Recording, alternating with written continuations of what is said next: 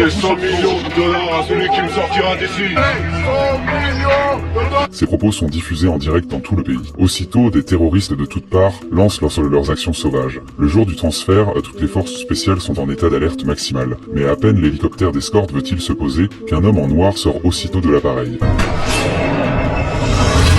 Et à peine le pilote veut-il forcer l'atterrissage,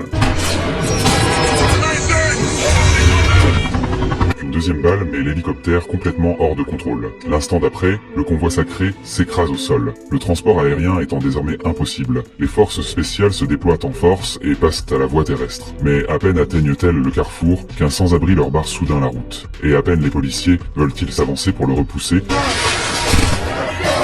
aussitôt des hommes masqués et lourdement armés affluent de toutes parts. Ils encerclent les forces spéciales avec des véhicules et sortent immédiatement des lance-roquettes.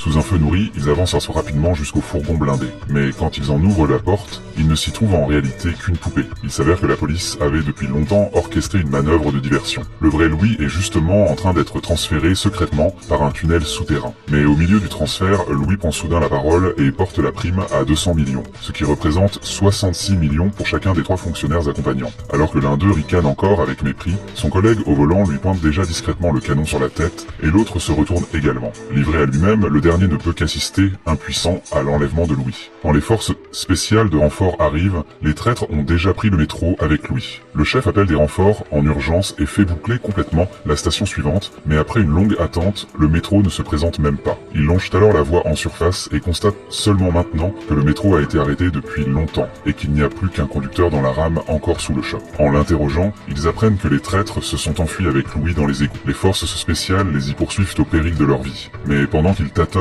encore dans l'obscurité, Louis et les deux autres ont déjà atteint un grand pont. L'avion censé les récupérer est déjà arrivé. Dès que l'appareil a atterri en toute sécurité, Louis monte à bord sans encombre. Il échappe ainsi définitivement à la portée de la police.